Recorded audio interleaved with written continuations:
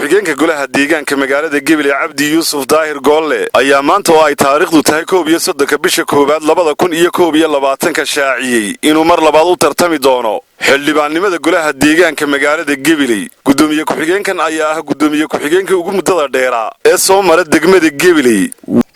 markaan eegay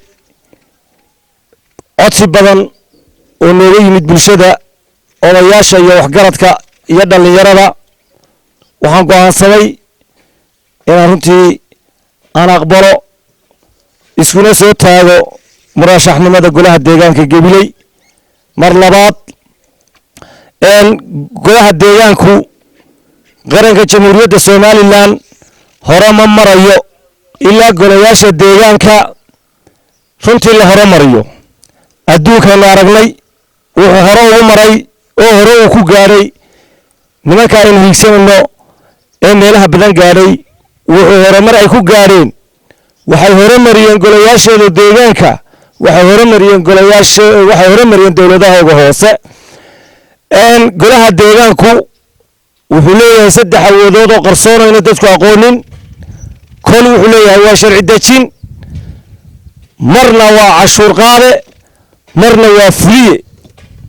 3 awoodood ayuu golaha deegaanku leeyahay.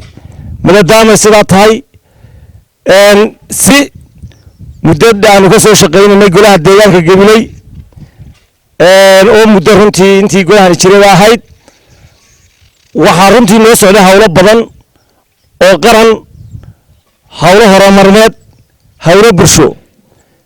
waxaa runtii noo harsan inaanu dhammaystirno awoodana saarno sharci dejinta golaha deegaanka iyo fulinta dawladda hoose iyo dhisidda qaranka iyo dadkaba.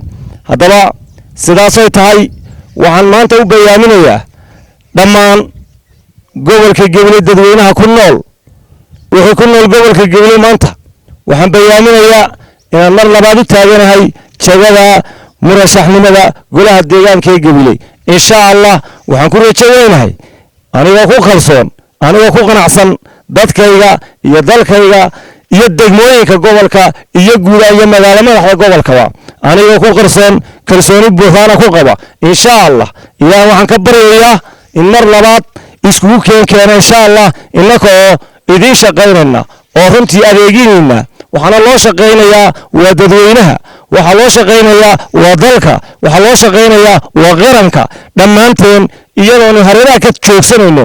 waxaan si cod dheer ah oo gabashada u sheegayaa inaan mar labaad u taaganahay murashaxa golaha deegaanka Gabiley. waa Cabdisalaan Maxamed Bade, Bulsha TV, Gabiley.